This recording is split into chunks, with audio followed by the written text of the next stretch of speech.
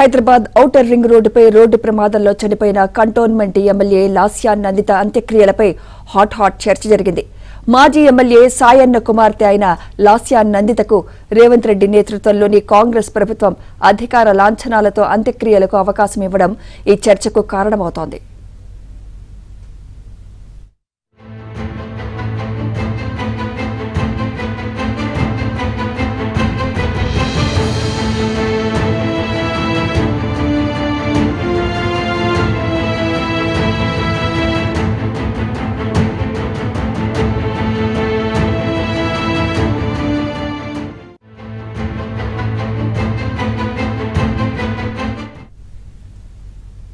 గత ఏడాది బీఆర్ఎస్ ప్రభుత్వం ఉన్నప్పుడు అదే పార్టీకి చెందిన సాయన్న చనిపోతే అధికార లాంఛనాలతో అంత్యక్రియలు నిర్వహించలేదు. ప్రభుత్వం అసలు పట్టించుకోకపోవడంతో తీవ్ర విమర్శల పాలైంది. ఇప్పుడు మాత్రం సాయన్న కుమార్తె లాస్యా నందితకు రేవంత్ ప్రభుత్వం అధికార లాంఛనాలతో అంత్యక్రియలు నిర్వహిస్తోంది. దాంతో సీఎం రేవంత్ మంచి నిర్ణయం తీసుకున్నారన్న చర్చ జరుగుతోంది. అప్పట్లో కేసీఆర్ నిర్లక్ష్యం వహించారన్న విమర్శలు కూడా వస్తున్నాయి.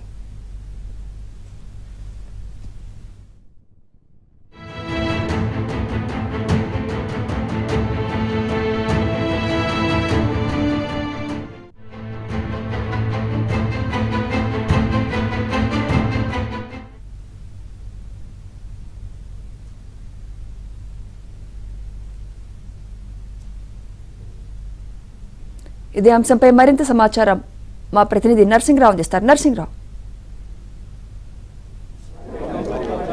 సుమిత్ర, మరి కాసేపట్లోనే లాస్యా నందిత అంత్యక్రియలు జరగనున్నాయి. ఇప్పటికే ఇంటి దగ్గర కొన్ని చేసేటువంటి కార్యక్రమాలు ఏవైతే కొన్ని క్రతువులు ఏవైతే ఉంటాయో ఈ సందర్భంగా అవన్నీ కూడా చేస్తూ ఉన్నారు. మరి కాసేపట్లోనే ఇక్కడ నుంచి ఆమె నివాసం నుంచి అంతిమయాత్ర ప్రారంభమవుతుంది. ఇక్కడ నుంచి అంతిమయాత్ర మారేడుపల్లిలోని హిందూ శ్మశాన వాటిక వరకు కూడా కొనసాగుతుంది. అక్కడ అంత్యక్రియలు నిర్వహిస్తారు. ఆమె తండ్రి మాజీ దివంగత మాజీ ఎమ్మెల్యే సాయన్న అంత్యక్రియలు కూడా అదే శ్మశాన వాటికలో నిర్వహించారు. ఆ శ్మశాన వాటికలోనే లాస్యా నందిత అంత్యక్రియలు కూడా నిర్వహిస్తూ ఉన్నారు. ఇప్పటికే ప్రభుత్వము అధికారిక లాంఛనాలతో అంత్యక్రియలు నిర్వహించాలని చెప్పి అధికారులను ఆదేశించినటువంటి నేపథ్యంలో ఆ మేరకైతే అన్ని రకాలైనటువంటి ఏర్పాట్లు ప్రభుత్వం నుంచే చేస్తూ ఉన్నారు. ఇప్పటికే ఇక్కడ వాహనాన్ని అంతా కూడా సిద్ధం చేశారు. ఇక్కడ నుంచి అంత్యక్రియలకు బయలుదేరి వెళ్ళడానికి అంతిమ యాత్ర కొనసాగడానికి అవసరమైనటువంటి వాహనాన్ని అలంకరించి సిద్ధం చేశారు. అదేవిధంగా ఇక అక్కడ కూడా అధికారిక లాంఛనాలతో నిర్వహించడానికి పోలీసు వందనం, అదేవిధంగా పోలీసులకు సంబంధించినటువంటి బ్యాండుకు సంబంధించినటువంటి అన్ని రకాల అధికారుల లాంఛనాలతోటి ఏ విధంగా నిర్వహిస్తే ఏమేమి కార్యక్రమాలు అయితే ఉంటాయో ఏవైతే చేస్తారో అందుకు సంబంధించినటువంటి ఏర్పాట్లన్నీ కూడా అధికారులు ఇప్పటికే చేశారు. అయితే ఈ సందర్భంగా ఒక చర్చ అయితే విస్తృతంగా జరుగుతుంది. అక్కడ మన కెమెరామెన్ రాజు చూపిస్తాడు. అందుకు సంబంధించినటువంటి అంతిమ యాత్ర ప్రారంభం కావడానికి ముందు చేయాల్సినటువంటి క్రతువుకు సంబంధించినటువంటి కార్యక్రమాలన్నీ కూడా చేస్తూ ఉన్నారు. అయితే ఇప్పుడు ఈ సందర్భంగా ప్రభుత్వం తీసుకున్నటువంటి నిర్ణయంతో అధికారిక లాంఛనాలతో నిర్వహించాలని చెప్పి సీఎం రేవంత్ రెడ్డి నిర్ణయం తీసుకొని అధికారులకు ఆదేశించడము, అధికారులంతా కూడా దానిపైన దానికోసం ఏర్పాట్లన్నీ కూడా చేసినటువంటి నేపథ్యంలో లాస్యా నందిత నివాసం వద్ద మాత్రము పెద్ద ఎత్తున ఇటు బీఆర్ఎస్ పార్టీ వర్గాలు కావచ్చు, హాజరైనటువంటి ప్రజల్లో కావచ్చు, అదేవిధంగా బీఆర్ఎస్ పార్టీకి సంబంధించినటువంటి కార్యకర్తలు, ఆమెకు సంబంధించినటువంటి అభిమానుల్లో మాత్రం ఒక విస్తృతమైనటువంటి చర్చ అయితే జరుగుతూ ఉంది. ఎందుకంటే గత ఏడాది ఫిబ్రవరి 19వ తేదీన సాయన్న, ఆమె ప్రస్తుతం ఎమ్మెల్యే ఎవరైతే మరణించారో లాస్యా నందిత, ఆమె తండ్రి సిట్టింగ్ ఎమ్మెల్యేగా ఉండి సాయన్న మరణించారు 2023 ఫిబ్రవరి 19వ తేదీన. ఆ రోజు బీఆర్ఎస్ పార్టీయే అధికారంలో ఉంది, ప్రభుత్వంలో ఉంది. అదేవిధంగా సీఎంగా కేసీఆర్ ఉన్నారు. సీనియర్ శాసనసభ్యులు సాయన్న దాదాపుగా 5 సార్లు కూడా ఆయన ఎమ్మెల్యేగా గెలిచారు.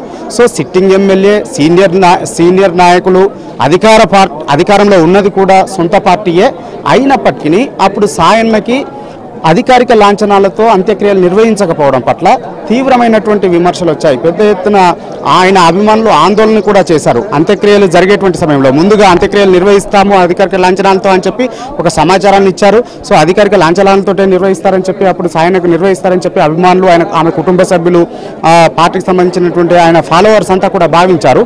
తీరా అక్కడికి శ్మశాన వాటికకి వెళ్ళిన తర్వాత ఇక చితిపై పెట్టేటువంటి సమయంలో ఏ విధమైనటువంటి అధికారిక లాంఛనాలకు సంబంధించి ఏర్పాట్లు చేయకపోవడంతో అక్కడ భౌతిక కాయాన్ని చితి పక్కన పెట్టి పెద్ద ఎత్తున నిరసన తెలిపారు. అప్పట్లో ముఖ్యమంత్రిగా ఉన్నటువంటి కేసీఆర్కి వ్యతిరేకంగా పెద్ద ఎత్తున నినాదాలు చేశారు. అప్పట్లో అది పెద్ద ఎత్తున వివాదాస్పదమైంది. రాష్ట్ర వ్యాప్తంగా ఒక పెద్ద చర్చకు కూడా దారితీసింది. దానిపైన తీవ్రమైనటువంటి విమర్శలు కూడా వచ్చాయి.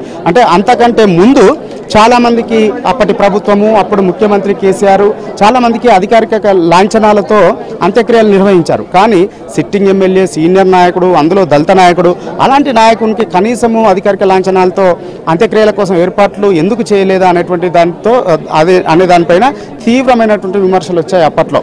ఇక ఇప్పుడు ప్రభుత్వం మారింది. కాంగ్రెస్ ప్రభుత్వం అధికారంలో ఉంది. యువ ఎమ్మెల్యే మొదటిసారి ఎమ్మెల్యే అయ్యారు లాస్య నందిత.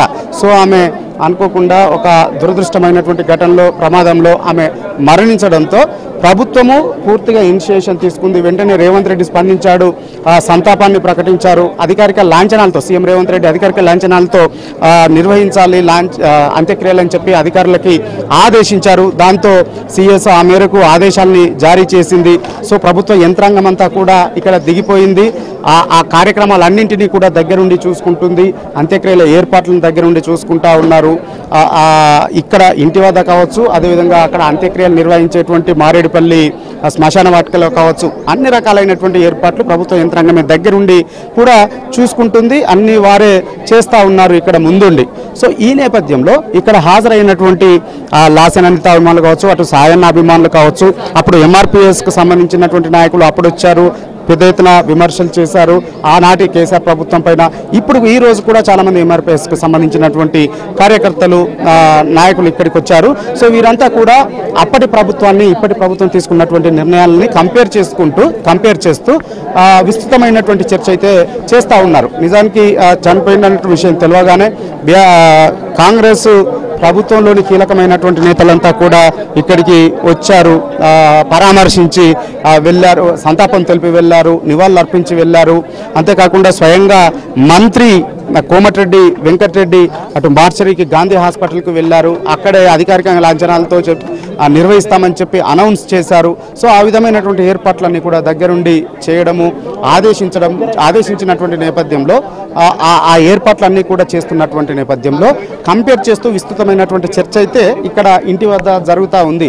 సో అప్పుడు అధికారంలో ఉన్నారు, సొంత పార్టీ అధికారంలో ఉంది, సీనియర్ నేత చనిపోయినప్పటికీ కూడా ఆనాడు స్పందించలేదు. కానీ ఈరోజు సీఎం రేవంత్ రెడ్డి వెంటనే స్పందించడము, అధికారిక లాంఛనాలతో కార్యక్రమాలు చేయడం అనేటువంటిది హర్షణీయము. సో ఈ విధమైనటువంటిది మంచి సాంప్రదాయము అనేటువంటి ఒక చర్చ అయితే, అంటే పార్టీ మన పార్టీయా కాదా, ఎవరు ఏంటి అనేటువంటి ఏ విధమైనటువంటి సిచ్యువేషన్ లేకుండా, లేదంటే ఇంకా ఏ విధమైనటువంటి గ్యాప్స్ లేకుండా ఆనాడు ఒక మాట చెప్పారు. అప్పట్లో సాయానికి ఎందుకు జరగలేదంటే చివరి క్షణంలో ఆందోళన జరుగుతున్నటువంటి సమయంలో కమ్యూనికేషన్ గ్యాప్ ఏర్పడింది, సిఎస్ ఆదేశించలేకపోయారు, ఏర్పాట్లు చేయలేకపోతున్నారు, అది చిన్న కమ్యూనికేషన్ గ్యాప్ అని చెప్పి ఆ రోజు వివరణ ఇచ్చుకునేటువంటి ప్రయత్నం చేశారు అప్పట్లో. కానీ ఆ విధమైనటువంటి వాటికి విమర్శలకు ఏమాత్రం తావు లేకుండా ఒక హుందాతనంతో ఇప్పటి ప్రభుత్వం వ్యవహరించింది. సిట్టింగ్ ఎమ్మెల్యే మరణించినటువంటి నేపథ్యంలో వెంటనే స్పందించడము, ముఖ్యమంత్రి స్థాయిలో స్పందించి సంతాపం ప్రకటించడమే కాకుండా వెంటనే అంత్యక్రియలకు అధికారిక లాంఛనాలతో అంత్యక్రియలు చేయాలని చెప్పి ఆదేశించడము. అంతేకాకుండా ఇప్పుడు స్వయంగా మరి కాసేపట్లోనే ముఖ్యమంత్రి రేవంత్ రెడ్డి మేడారం సందర్శన ముగించుకొని ఇక్కడికి హైదరాబాద్ రాగానే ఇక్కడికి కూడా వస్తారు, నివాళులు అర్పిస్తారనేటువంటి ఒక చర్చ కూడా విస్తృతంగా జరుగుతుంది. ఆ మేరకు ఇక్కడ అధికారులు అయితే ఆ మేరకు సమాచారం అందిస్తూ ఉన్నారు. అయితే సూర్యాస్తమయం జరిగే కంటే ముందే కొంత అంత్యక్రియలు చేయాలి కాబట్టి ఈ లోపుగానే నిర్వహించడం కోసం అయితే కుటుంబ సభ్యులు అన్ని ఏర్పాట్లను అయితే చేస్తూ ఉన్నారు. ఇప్పుడు అంతకంటే ముందు చేయాల్సినటువంటి క్రతువులన్నీ కూడా కంప్లీట్ చేస్తూ ఉన్నారు. సో మరి కాసేపట్లోనే ఇక్కడ నుంచి అంతిమయాత్ర అంతిమయాత్ర అయితే ప్రారంభం కాబోతుంది. మరి కాసేపట్లోనే ఆమె అంత్యక్రియలు కూడా పూర్తి కాబోతా ఉన్నాయి.